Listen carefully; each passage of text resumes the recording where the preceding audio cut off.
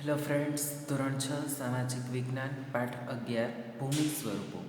મિત્રો, આ પાઠની અંદર આપણે દરેક ટોપિક છે તેનો અભ્યાસ કરી ચૂક્યા છીએ, જેમાં આપણે ભૂમિ સ્વરૂપના પ્રકારો જોયા: પર્વત, ખીણ, ઉચ્ચ પ્રદેશ, મેદાન અને ટાપુ. જેમાં પર્વતોના પણ 4 પ્રકારો આપણે સમજ્યા: ગેડ પર્વત, ખંડ પર્વત, જ્વાળામુખી પર્વત અને અવશિષ્ટ પર્વત. આ પ્રકારો પછી આપણે પર્વતોનું મહત્ત્વ અને દુનિયાના વિકસિત શહેરો જે પર્વતની તળેટીમાં એટલે કે ડુંગરોની તળેટીમાં વસેલા છે તેવા શહેરોનો વાત કરી હતી. મેક્સિકો દેશની અંદર જ આ શહેર વસેલું છે. ઇક્વિડોર દેશની અંદર આ શહેર વસેલું છે. બગોટા કોલંબિયામાં વસેલું છે. લેહ ભારત દેશની અંદર લેહ. લાસા તિબેટ ચીનમાં વસેલું શહેર છે. લાપાસ બોલિવિયા દેશની અંદર લાપાસ શહેર છે, તે પર્વતોની આસપાસ વસેલા શહેરો છે. ત્યાર પછી ઉચ્ચ પ્રદેશો કે સમુદ્ર સપાટીથી 180 મીટરથી વધુ ઊંચાઈ ધરાવતા તથા ટોચ પરથી પ્રમાણમાં પહોળા અને સપાટ ભૂમિભાગને ઉચ્ચ પ્રદેશ કહેવામાં આવે છે.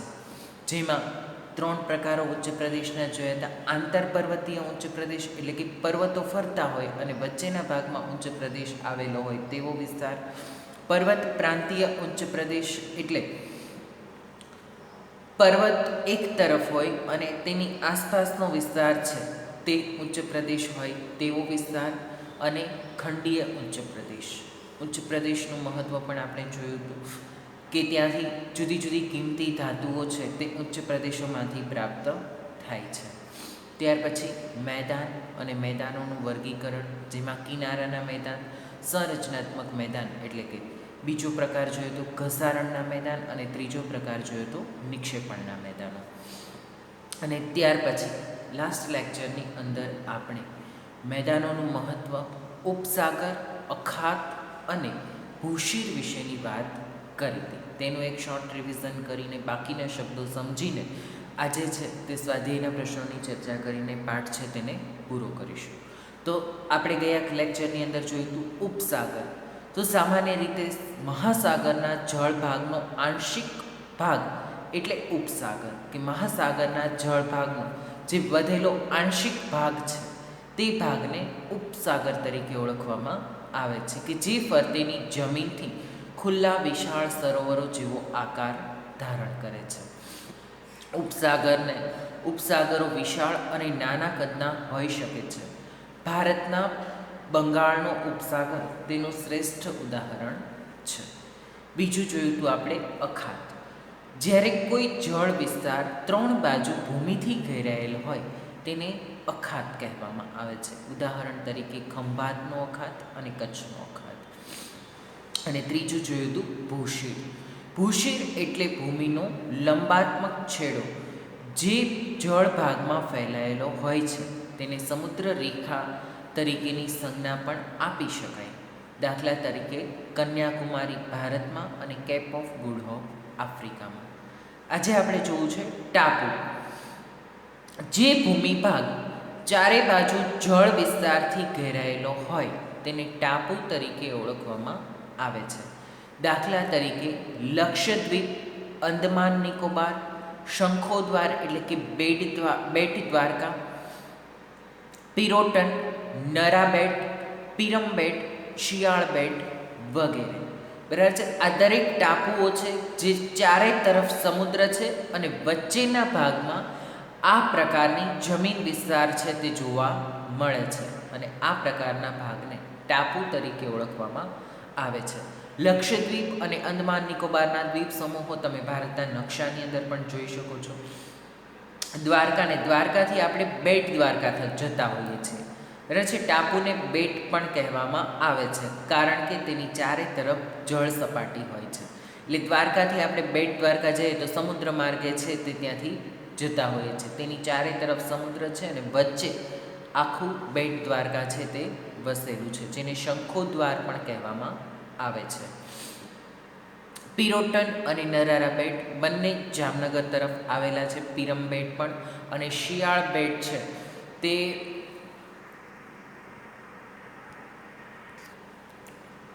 રાજુલા પાસે આવેલો બેટ છે. આમ સમુદ્ર ટૂંકમાં આ બેટ છે ને, જે નજીક નજીક અંદમાન નિકોબાર અને લક્ષદ્વીપના દ્વીપ સમૂહો તો સમુદ્રની વચ્ચોવચ્ચ ઘણા દૂર આવેલા છે, પરંતુ બેટ દ્વારકા એટલે કે શંખોદ્વાર, પિરોટન, નરારા બેટ, પીરમ બેટ, શિયાળ બેટ, આ બધા છે ને તે જમીનથી ઘણા એટલે કે ભૂભાગથી ઘણા નજીક છે, પરંતુ ફરતે સમુદ્રની વચ્ચે આવેલા છે. એટલે આ પ્રકારે ટાપુ, જેને આઇસલેન્ડ કહેવામાં આવે છે. ખાસ યાદ રાખજો મિત્રો, ચારે તરફ સમુદ્ર હોય એટલે કે જળ રાશિ હોય અને જળ વિસ્તારથી ઘેરાયેલો હોય, અને વચ્ચેના ભાગમાં જ્યારે જમીન હોય તેને ટાપુ કહેવામાં આવે છે, ખીણ. ત્યાર પછી છે પર્વતોની હારમાળા વચ્ચે આવેલો નીચાણવાળો ભાગ. ગેડ પર્વતો અને ખંડ પર્વતોના નિર્માણ વખતે તથા નદી હિમનદીના ઘસારણ કાર્યના પરિણામે ખીણની રચના થાય છે. દાખલા તરીકે કાશ્મીર ખીણ. બરાબર. પર્વતોની હારમાળા, પર્વતો સતત લાઇનમાં હોય અને એની વચ્ચેનો જે ભાગ અત્યંત નીચાણવાળો ભાગ છે તે ભાગને ખીણ તરીકે ઓળખવામાં આવે છે, જેમાં ખંડ પર્વતોની વચ્ચેનો ભાગ પણ આવી શકે, ગેડ પર્વતની વચ્ચેનો ભાગ પણ આવી શકે. બીજું, આ ખીણો છે તે નદી અને હિમનદીના ઘસારણના કારણે પણ તૈયાર થતી હોય છે, કે પર્વતોમાંથી નદી છે એ નીકળતી હોય તો નદી પોતાની સાથે જ પર્વતોનો કેટલો કાપ છે તે ઘસીને લાવતી હોય છે, અને તેના દ્વારા તૈયાર થયેલી ખીણ છે તે જોવા મળે છે. સમુદ્ર ધુની બે જળ વિસ્તારોને જોડતી સાંકડી જળ પટ્ટીને સમુદ્ર ધુની કહે છે. કે બે જળ વિસ્તાર છે તેને જોડતી સાંકડી જળ પટ્ટીને સમુદ્ર ધુની કહેવામાં આવે છે. ઉદાહરણ તરીકે શ્રીલંકા, ભારત અને શ્રીલંકા વચ્ચે આવેલી પાલ્કની સમુદ્ર ધુની, જ્યાંથી બે જળ વિસ્તારો, મોટા જળ વિસ્તારો છે તે એકબીજાની સાથે જોડાતા હોય છે. સમુદ્ર ધુની મિત્રો ખાસ યાદ રાખજો, જોડાતા હોય છે અને તે પાતળી સાંકડી પટ્ટી હોય છે તેને સમુદ્ર ધુની કહેવામાં આવે છે. તમે ભારતનો નકશો છે એ જુઓ તો ભારત પૂરો થાય આમ, અને પછી ત્યાંથી શ્રીલંકા છે તે શરૂ થાય, તેની વચ્ચે સમુદ્ર ધુની આવેલી છે, કારણ કે ત્યાં વચ્ચે જળ રાશિ છે થોડી, બરાબર છે. તો આ પાતળી જળ રાશિ હોય છે તેને સમુદ્ર ધુની કહેવામાં આવે છે. ભારત અને શ્રીલંકાની વચ્ચે જે સમુદ્ર ધુની આવેલી છે તે સમુદ્ર ધુનીનું નામ છે પાલ્કની સમુદ્ર ધુની. સંયોગી ભૂમિ, બે જળ વિસ્તારોને અલગ કરતી સાંકડી ભૂમિ પટ્ટીને સંયોગી ભૂમિ કહે છે, જેનાથી બે જમીન વિસ્તાર છે જળ વિસ્તારો છે તે અલગ થતા હોય છે. તેવી સાંકડી ભૂમિ પટ્ટીને સંયોગી ભૂમિ કહેવામાં આવે છે. એટલે જળ વિસ્તાર ત્યાંથી છૂટા પડતા હોય છે. દાખલા તરીકે પનામા, ઉત્તર અને દક્ષિણ અમેરિકા ખંડની વચ્ચે આ પનામા નહેર જે આવેલી છે તેના દ્વારા બે જળ વિસ્તાર અલગ પડે છે. દ્વીપકલ્પ, અખાત વખતે આમ તો આપણે દ્વીપકલ્પની ચર્ચા કરી છે કે ત્રણ બાજુ પાણી હોય અને એક બાજુ જમીન હોય, તે ભૂમિ ભાગને દ્વીપકલ્પ તરીકે ઓળખવામાં આવે છે, બરાબર છે. અને અખાત છે તેમાં ત્રણ બાજુ જમીન હોય અને એક બાજુ પાણી હોય તેવા ભાગને અખાત કહેવામાં આવે છે. જે ભૂમિ ભાગની ત્રણ બાજુ સમુદ્ર અને એક બાજુ જમીન વિસ્તારથી જોડાયેલો હોય તેને દ્વીપકલ્પ કહે છે. દાખલા તરીકે દક્ષિણ ભારત, બરાબર છે. તો દક્ષિણ ભારતનો જે નીચેનો આખો ભાગ છે આવી રીતે, બરાબર છે, તે આખો ભાગ છે તેની પૂર્વમાં બંગાળાની ખાડી છે, દક્ષિણે હિન્દ મહાસાગર છે અને પશ્ચિમે અરબ સાગર છે. તો ત્રણ બાજુ પાણી છે અને એક બાજુ જમીન છે તેને દ્વીપકલ્પ કહેવામાં આવે છે. સૌરાષ્ટ્રનો ભાગ છે તે પણ અરબ સાગર ત્રણેય તરફથી ઘેરાયેલો છે અને વચ્ચેના ભાગમાં એક તરફ છે તે જમીન આવેલી છે, એટલા માટે તેને પણ દ્વીપકલ્પ તરીકે ઓળખાવી શકીએ છીએ. તો આ પ્રકારે આ પ્રશ્નના જવાબો છે મિત્રો. તમને ખાસ ખબર હોવી જોઈએ બધા જ શબ્દો કે ઉપસાગર કોને કહેવાય, અખાત કોને કહેવાય, ભૂશીર કોને કહેવાય, ખીણ, સમુદ્ર, ધુની, સંયોગી ભૂમિ અને દ્વીપકલ્પ. કારણ કે આગળના ધોરણોની અંદર તમારે આના વિશે વિગતવાર ભણવાનું આવશે. અત્યારે માત્ર તમે તેની ડેફિનેશન અને ઉદાહરણો સમજ્યા છો, પરંતુ હવે પછીના ધોરણોમાં તમારે તેના વિશેની વિગતવાર માહિતી છે તે સમજવાની આવશે. હવે સ્વાધ્યાયના પ્રશ્નો છે તેની ચર્ચા કરીએ. તો સૌથી પહેલાં જોઈએ સ્વાધ્યાયના પ્રશ્નો. પહેલો પ્રશ્ન છે મિત્રો, નીચેના પ્રશ્નના ઉત્તર લખો. જેમાં પહેલો પ્રશ્ન છે ભૂમિ સ્વરૂપ કોને કહેવાય? તો ભૂમિ સ્વરૂપ એટલે ભૂપૃષ્ઠના વિવિધ રૂપો, સમુદ્રની સપાટીથી જુદી જુદી ઊંચાઈએ આવેલા વિશિષ્ટ આકાર અને ઢોળાવવાળું ભૂપૃષ્ઠ ધરાવતા ભાગને ભૂમિ સ્વરૂપ કહેવામાં આવે છે. ત્યાર પછીનો પ્રશ્ન છે પર્વત એટલે શું? તેના મુખ્ય પ્રકારો જણાવો. તો પર્વત એટલે એવો ભૂમિભાગ કે જે સમુદ્ર સપાટીથી આશરે 900 મીટર કરતાં પણ વધારે ઊંચાઈ ધરાવતા હોય તેવા, જેનું ભૂતલ મોટે ભાગે ઊંચા ઢોળાવવાળું હોય છે અને જેના મથાળા ભાગ સાંકડા શિખર રૂપે ઉપસેલો હોય તેને પર્વત કહેવામાં આવે છે. 4 પ્રકાર છે: ગેડ પર્વત, ખંડ પર્વત, જ્વાળામુખી પર્વત અને અવશિષ્ટ પર્વત. ઉચ્ચ પ્રદેશ અને મેદાન વચ્ચે શું તફાવત છે? તો ઉચ્ચ પ્રદેશ સમુદ્ર સપાટીથી 180 મીટર કરતાં ઓછી ઊંચાઈ ધરાવતો હોય અને ઉપરથી પ્રમાણમાં પહોળા અને સમથળ ભૂમિભાગ હોય છે, જ્યારે મેદાન સમુદ્ર સપાટીથી 180 મીટરથી વધુ ઊંચાઈએ હોય નહીં તેવો સમથળ ભૂમિભાગ. ઓલો 180 મીટર કરતાં વધુ ઊંચાઈ ધરાવતો હોય છે ઉચ્ચ પ્રદેશ, જ્યારે અહીં 180 મીટર કરતાં ઓછી ઊંચાઈ હોય છે. પછીનો પ્રશ્ન છે યોગ્ય વિકલ્પ વડે ખાલી જગ્યા પૂરો. પૃથ્વી સપાટીના આશરે ખાલી જગ્યા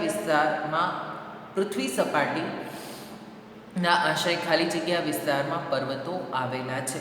26% વિસ્તારમાં પર્વતો આવેલા છે. ભારતનો સાતપુડા પર્વત ખંડ પ્રકારનો પર્વત છે. ચારે બાજુથી પર્વતમાળાઓથી ઘેરાયેલા ભૂમિભાગને ખાલી જગ્યા ઉચ્ચ પ્રદેશ કહે છે. ચારે બાજુ પર્વતમાળા હોય તો તેને શું કહેવાય? આંતર પર્વતીય ઉચ્ચ પ્રદેશ કહેવામાં આવે છે. ત્યાર પછી છે સરેરાશ સમુદ્ર સપાટીથી ખાલી જગ્યા ઊંચાઈ ધરાવતા સપાટ ભાગને મેદાન કહે છે. આશરે 180 મીટર સુધીની, એટલે કે 180 મીટર કરતાં ઓછી હોય તો પણ ચાલે અને 180 મીટર સુધીની હોય તે ભૂમિભાગને મેદાન તરીકે ઓળખવામાં આવે છે. હવાંગ હોનું મેદાન કેવા પ્રકારનું મેદાન છે? તે નિક્ષેપણ પ્રકારનું મેદાન છે. ત્યાર પછી છે ટૂંક નોંધ લખો ખંડ પર્વત. તો સામાન્ય રીતે મંદ ભૂસંચલન દરમિયાન ઉદ્ભવતા ખેંચાણ બળને લીધે ખડકોમાં સ્તરભંગ રચાય છે. બે સ્તરભંગોની વચ્ચે પ્રદેશ ઊંચકાઈ આવે છે અથવા તો વચ્ચેનો ભાગ જેમનો તેમ રહે છે અને તેની બાજુના પ્રદેશો સરકી નીચે જતા રહે છે. એ ઊંચો રહી ગયેલો ભૂભાગ ખંડ પર્વત કહેવાય છે. જર્મનીનો હોસ્ટ પર્વત તેનું શ્રેષ્ઠ ઉદાહરણ છે. તે ખંડ પર્વતને હોસ્ટ પર્વત પણ કહેવામાં આવે છે. ભારતમાં નીલગિરી, સાતપુડા, વિંધ્ય વગેરે ખંડ પર્વતો છે. ખંડ પર્વતોની ઊંચાઈ ઓછી હોય છે. તે ભૂસપાટીથી મર્યાદિત વિસ્તારોમાં પથરાયેલો હોય છે. ત્યાર પછીનો પ્રશ્ન છે ટૂંક નોંધ છે ઉચ્ચ પ્રદેશોનું મહત્ત્વ.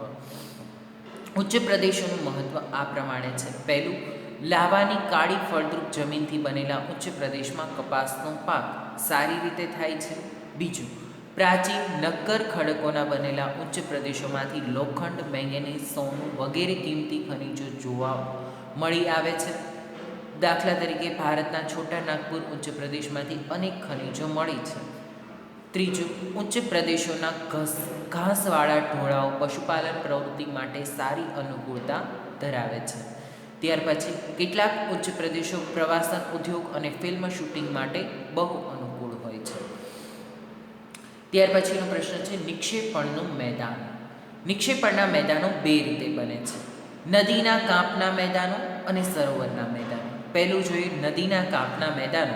તો નદીમાં જ્યારે પૂર આવે છે ત્યારે તેમાં ઘસડાઈ આવેલો કાંપ પાણીની સાથે બંને કિનારાઓ પર પથરાય છે. આ રીતે નદી કિનારે કાંપના મેદાનો બને છે. ભારતમાં ગંગા યમુનાના મેદાનો, ઉત્તર ચીનમાં હવાંગહોનું મેદાનો, ઇટાલીમાં પો નદી વડે બનેલું લોમ્બાર્ડીનું મેદાન આ કાંપના મેદાનના ઉદાહરણો છે. અને બીજો છે સરોવરના મેદાનો. કેટલીક નદીઓ સરોવરને મળે છે. આ નદીઓ પોતાના પ્રવાહમાં કાંપ, માટી, રેતી વગેરે સરોવરમાં ઠાલવે છે. તેથી સરોવર ધીમે ધીમે ભૂરાઈ જાય છે અને કાળક્રમે ત્યાં મેદાન બને છે. સરોવરનું મેદાન કહેવાય છે. ભારતમાં કાશ્મીરનો ખીણ પ્રદેશ અને મણિપુર રાજ્ય તરફનો ઇમ્ફાલ તળ પ્રદેશ સરોવરના મેદાનો છે. જ્યારે સમુદ્રને મળે છે ત્યારે સમુદ્ર કિનારાની નજીકના વિસ્તારોમાં ધીમા વેગને કારણે પુષ્કળ કાંપ ઠાલવે છે. આ રીતે તૈયાર થયેલા મેદાન મુખ ત્રિકોણ પ્રદેશનું મેદાન કહેવાય છે. પવન પોતાની સાથે લાવેલી માટી અને રેતીના કણો જેવા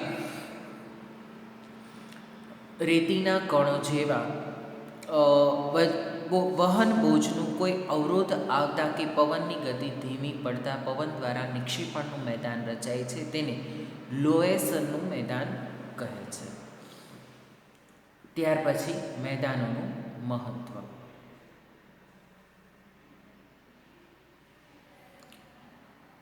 ફળદ્રુપ મેદાનો માનવ વસવાટ માટે અનુકૂળ હોય છે. તેથી ત્યાં ખેતી, વેપાર અને ઉદ્યોગ ધંધા જેવી આર્થિક પ્રવૃત્તિઓ ખૂબ વિકસે છે. સપાટ ભૂપૃષ્ઠને કારણે મેદાનોમાં સડક માર્ગો અને રેલમાર્ગનો વિકાસ થયો છે. મેદાન પ્રદેશમાં ગીચ વસ્તી ધરાવતા મોટા શહેરો વિકસ્યા છે. ફળદ્રુપ જમીન મુખ્યત્વે ખેતીની પેદાશો માટે ખૂબ જ ઉપયોગી છે. કેટલીક ખેત પેદાશો ઉદ્યોગોને કાચો માલ પણ પૂરો પાડે છે.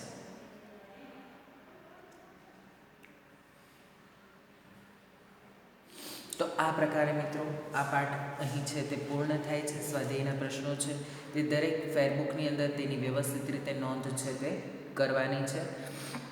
સ્વાધ્યાયના પ્રશ્નો વ્યવસ્થિત રીતે ફેરબુકની અંદર લખી લેવાના છે. હવે પછી આપણે 15મો પાઠ સરકાર તે પાઠ છે તે શરૂ કરશું. ત્યાં સુધી રાખીએ છીએ.